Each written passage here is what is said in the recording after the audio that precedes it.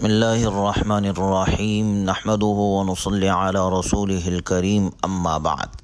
آج 5ویں پارے کا خلاصہ ہے جو سورہ نساء کے 17 رکوعات یعنی چوتھے رکوع سے لے کے 20ویں رکوع تک ان 17 رکوعات پر یہ 5واں پارہ مشتمل ہے۔ چوتھے پارے کے آخر میں ان عورتوں کا ذکر تھا جن سے نکاح کرنا حرام ہے۔ 5ویں پارے کی ابتدا میں اللہ تعالیٰ کا ارشاد ہے والمحصنات من النساء الا ما ملكت ايمانكم كتاب الله عليكم واحل لكم ما وراء ذلكم ان تبتغوا باموالكم محسنين غير مسافحين کہ ان محرمات کے سوا دوسری عورتیں تمہارے لیے حلال ہے، اس طرح سے یہ مال خرچ کر کے ان سے نکاح کر لو، بشرط ہے کہ نکاح سے مقصود عفت قائم کرنا ہو، نکاح ہمیشہ گھر بسانے کے لیے ہو، محض لذت کا حصول مقصود نہ ہو۔ اور اس کے ساتھ حکم دیا گیا کہ بیویوں کو پورا مہر ادا کرو، ہاں اگر وہ خود اپنا پورا مہر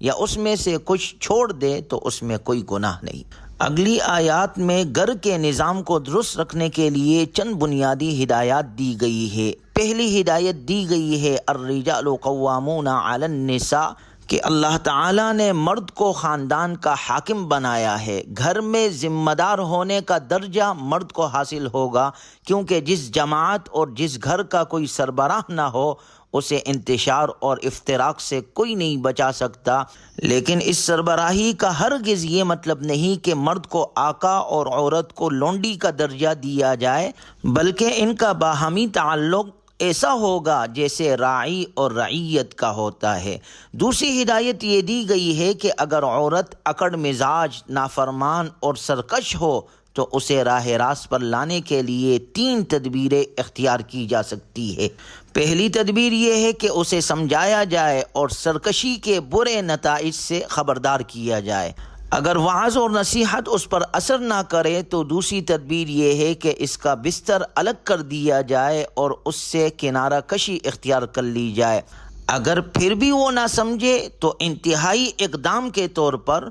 حد کے اندر رہتے ہوئے تادیبی طور پر اس کی پٹائی بھی کی جا سکتی ہے، لیکن یہ بات ذہن نشیر کرنا مناسب ہوگا کہ قرآن کریم کے مخاطب ہر قسم کے لوگ ہیں، شہری بھی ہے، دیہاتی بھی ہے۔ اسلام نے ہر عورت کی پٹائی کی اجازت نہیں دی، بلکہ صرف اسی عورت کے لیے حکم دیا ہے جو اس کے علاوہ دوسری کوئی زبان نہ سمجھتی ہو، اور ظاہر ہے پسماندہ معاشروں میں ایسے عورتیں بھی ہوتی ہیں جو اس کے بغیر راہ راست پر نہیں آتی، لیکن وہ ظالم مرد جو چھوٹی چھوٹی باتوں پر وحشانہ انداز میں عورتوں کی پٹائی لگاتے ہیں، ان کے اس ظلم اور زیادتی کا اسلام سے کوئی تعلق نہیں۔ گھر اور خاندان کے نظام کو درست رکھنے کی تدبیر بتانے کے بعد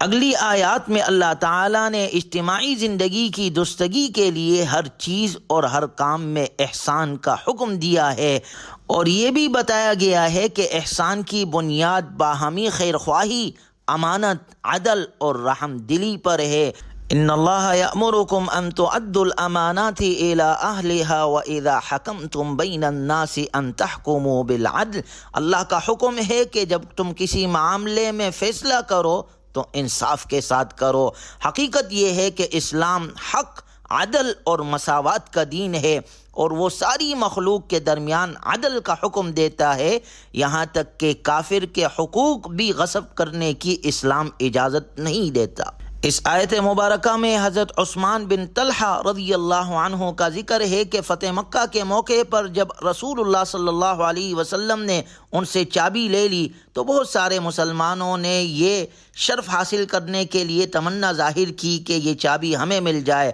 آپ علیہ الصلوۃ والسلام نے وہ چابی انہیں ہی واپس کر دی اور کہا قیامت تک تمہارے خاندان میں یہ چلتی رہے گی۔ آج تک ان کے خاندان میں وہ سلسلہ چل رہا ہے، اور یہی واقعہ ان کے ایمان لانے کا سبب بن گیا۔ سورہ نساء کے 90 رکوع کی بعض آیات کے شان نزول کے طور پر ذکر کیا گیا ہے کہ ایک نام نہاد مسلمان جو اصل میں منافق تھا، ظاہری طور پر اپنے آپ کو مسلمان کہتا تھا، وہ اور ایک یہودی کا مقدمہ جب رسول اللہ صلی اللہ علیہ وسلم کی خدمت میں پیش ہوا تو آپ علیہ الصلوۃ والسلام نے یہودی کے حق میں فیصلہ کیا۔ منافق نے اپنے حق میں فیصلہ کروانے کے لیے حضرت عمر رضی اللہ تعالی عنہ کی طرف رجوع کیا تو حضرت عمر رضی اللہ تعالی عنہ نے اس کی گردن اڑا دی کہ جو رسول اللہ صلی اللہ علیہ وسلم کے فیصلے کے بعد عمر کے پاس آتا ہے تو عمر کا اس کے لیے یہی فیصلہ ہے،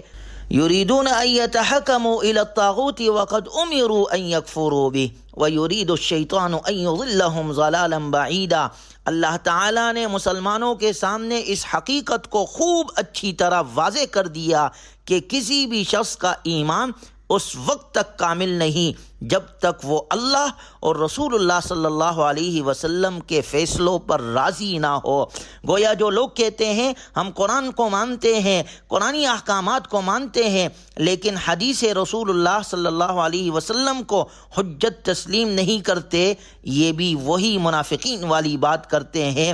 کوئی بھی شخص اس وقت تک کامل مومن نہیں ہو سکتا جب تک وہ اپنے جملہ معاملات میں رسول اللہ صلی اللہ علیہ وسلم کی اطاعت نہ کرے، کیونکہ اگلی آیات میں اللہ نے ذکر فرمایا کہ رسول اللہ صلی اللہ علیہ وسلم کی بعثت کا اصل مقصد ہی یہ ہے کہ ان کی اطاعت کی جائے۔ من یطع الرسول فقد اطاع اللہ، جس نے رسول اللہ کی اطاعت کی در حقیقت اس نے اللہ کی اطاعت کی، اللہ کے حکموں کو پورا کیا۔ لیکن ظاہر ہے کہ منافقوں کو رسول اللہ صلی اللہ علیہ وسلم کی اطاعت بڑی گراں محسوس ہوتی ہے۔ اگلی آیات میں اللہ تبارک و تعالی نے پہلے تو مسلمانوں کو جہاد اور قتال کی تیاری کا حکم دیا ہے، اور یہ کہ اپنی نیت بھی وہ خالص رکھے اور صرف اللہ کی رضا اور دین کی سربلندی کے لیے جہاد کرے۔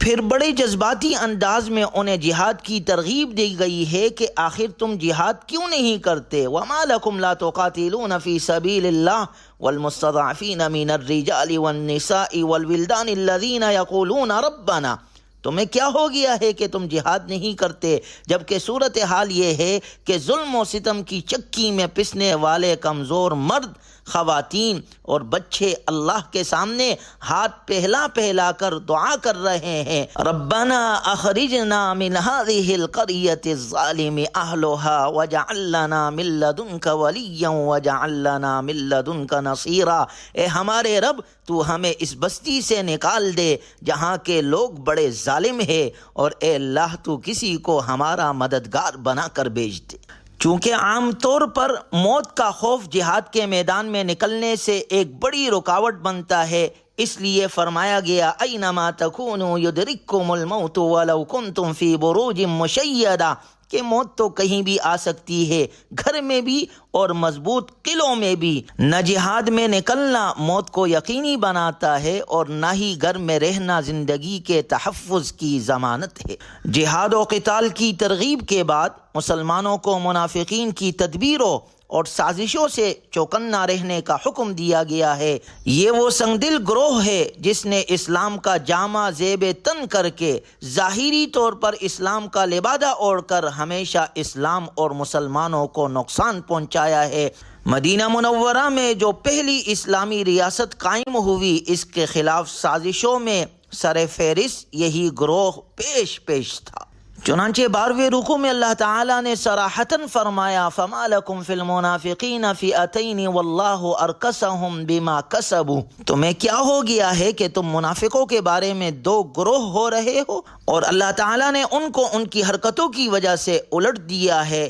یعنی اللہ تعالیٰ نے ان کے نفاق اور ان کے برے عمل کی وجہ سے انہیں کفر کی طرف واپس لوٹا دیا ہے۔ چنانچہ اس کے بعد ان کی حقیقت سے پردہ چاک کرتے ہوئے فرمایا گیا وہ منافق یہ چاہتے ہیں جیسے وہ خود کافر ہے تم بھی کافر بن جاؤ، پھر تم دونوں برابر ہو جاؤ، پس ان میں سے کسی کو دوست نہ بناؤ جب تک کہ وہ اللہ کی راہ میں ہجرت نہ کرے، پس اگر وہ اعراض کرے تو انہیں پکڑو اور جہاں بھی پاؤ انہیں قتل کرو، اور کسی کو رفیق اور مددگار نہ ٹھہراؤ۔ سورہ نساء کے 13ویں رکوع میں مومن کے قتل عمد کی سزا بتائی گئی ہے اور اس کے لیے انتہائی سخت لہجہ اختیار کیا گیا ہے۔ وَمَنْ قَتَلَ مُؤْمِنًا مُتَعَمِّدًا فَجَزَاؤُهُ جَهَنَّمُ خَالِدًا فِيهَا وَغَضِبَ اللَّهُ عَلَيْهِ وَلَعَنَهُ وَأَعَدَّ لَهُ عَذَابًا عَظِيمًا، اور جو کوئی کسی مؤمن کو جان پوچھ کر قتل کرے اس کی سزا جہنم ہے جس میں وہ ہمیشہ رہے گا،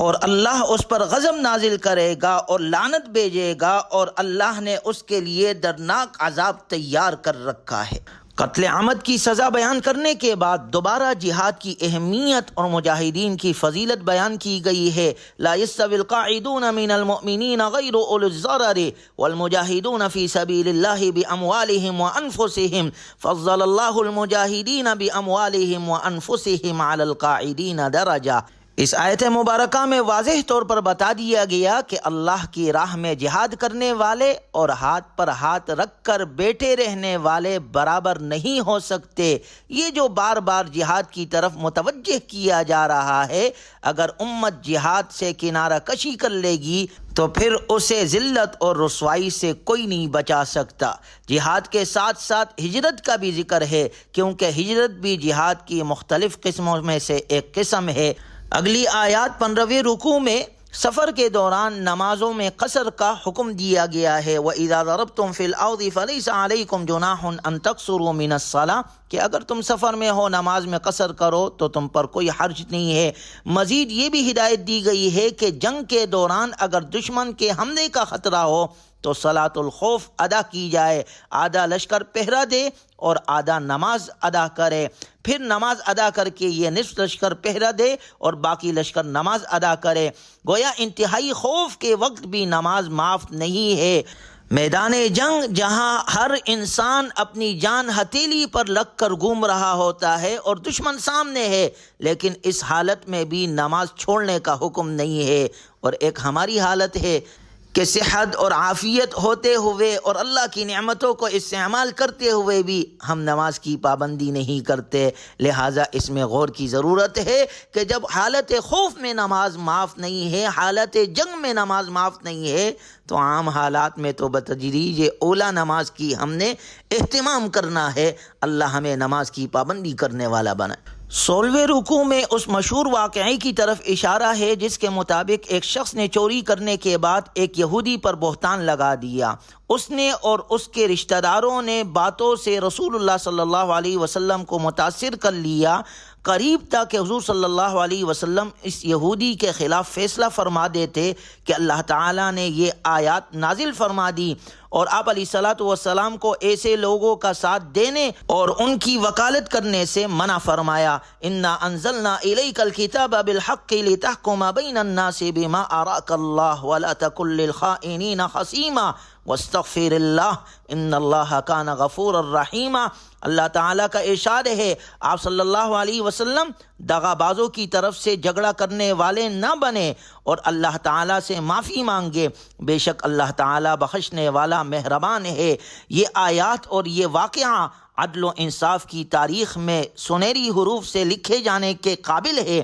کہ ایک یہودی اور ایک مسلمان جو ظاہراً مسلمان تھا حقیقت میں منافق تھا، ان کے تنازع میں جب آپ علیہ الصلوۃ والسلام کا میلان مسلمان کی طرف ہوا تو اس پر اللہ تعالیٰ کی طرف سے آپ علیہ الصلوۃ والسلام کو نہ صرف تنبیہ کی گئی بلکہ اس تنبیہ کا قیامت تک کے لیے اللہ نے قرآن کریم میں ذکر کیا۔ ان آیات کے نزول کے بعد یہ شخص جس نے چوری کی تھی مکۃ المکرمہ بھاگ گیا، اور چونکہ یہ ظاہراً مسلمان تھا حقیقت میں تو منافق تھا، یہ مرتد ہو گیا۔ اس لیے اگلے رکوع میں اللہ نے ذکر فرمایا ان اللہ لا یغفر ان یشرک بہ ویغفر ما دون ذلک لمن یشاء، کہ اللہ کے نزدیک سب سے بڑا جرم کفر اور شرک ہے، اور جس کا کفر اور شرک پر انتقال ہو جائے اس کی مغفرت کی کوئی صورت نہیں۔ اس کے بعد متعدد آیات میں انسان کی سرکشی کا سبب بتایا گیا ہے، اور وہ یہ ہے کہ اللہ کے مقابلے میں شیطان کی اطاعت کرتا ہے اور وہ اس کو ہدایت کے راستے سے بہت دور لے جاتا ہے۔ ہدایت اور راہ پر وہ ہے جو ملت ابراہیمی پر اور شریعت محمدی پر زندگی گزارتا ہے۔ من عمل صالحا من ذکر او انثى وهو مؤمن، جو بھی عمل صالح کرے چاہے وہ مرد ہو یا عورت ہو، شرط یہ ہے کہ وہ سچا مؤمن ہو، تو اس کا یہ عمل صالح فَأُولَئِكَ يَدْخُلُونَ الْجَنَّةَ، اس کے ذریعے سے اسے جنت میں داخل کیا جائے گا اور یہ کامیاب ہے۔ سورہ نساء کے 19ویں رکوع میں دوبارہ عورتوں کا تذکرہ ہے، جس میں ان پر ظلم کرنے اور ان کے حقوق غصب کرنے سے منع کیا گیا ہے، اور یہ کہ اگر میاں بیوی کے درمیان اختلاف ہو جائے تو انہیں آپس میں صلح کر لینی چاہیے۔ وَالصُّلْحُ خَيْرٌ، کہ صلح ہی سب سے اچھا راستہ ہے۔ 5ویں پارے کے اختتام میں اللہ تبارک و تعالی نے دوبارہ آخر میں منافقین کا ذکر فرمایا، ان المنافقین یخادعون اللہ وہو خادعہم، کہ منافقین وہ اللہ کو دھوکہ دیتے ہیں۔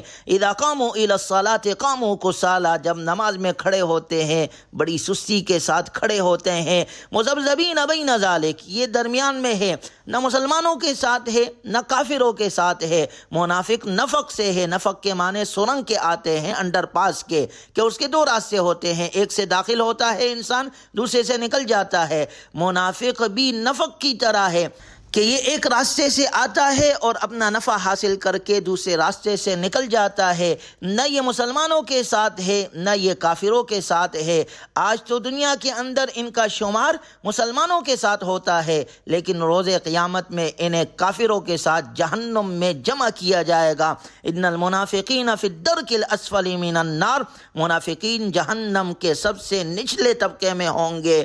رسول اللہ صلی اللہ علیہ وسلم کے دور میں بھی مسلمانوں کو اور اسلام کو سب سے زیادہ نقصان منافقین نے پہنچایا تھا۔ آج کے دور کے اندر بھی اسلام اور مسلمانوں کو سب سے زیادہ نقصان پہنچانے والا طبقہ منافقین کا ہے، جو ظاہراً اپنے آپ کو مسلمان کہتا ہے لیکن حقیقتاً ان کا ایمان سے اسلام سے کوئی تعلق نہیں، بلکہ ایسے لوگ بک جاتے ہیں اور اپنے ضمیر کا، اپنے ایمان کا، اپنے ملک کا بھی سودا کر جاتے ہیں۔ اللہ تعالی ہمیں ہر قسم کے نفاق سے محفوظ فرمائے۔ اللہم طہر قلوبنا من النفاق، اے اللہ ہمارے دلوں کو نفاق کے مرض سے پاک فرما دے اور ہمیں قرآنی تعلیمات پر عمل کرنے والا بنا، اور رسول اللہ صلی اللہ علیہ وسلم کے سنتوں کے مطابق بقیہ زندگی گزارنے والا بنا۔ وآخر دعوانا ان الحمد للہ رب العالمین۔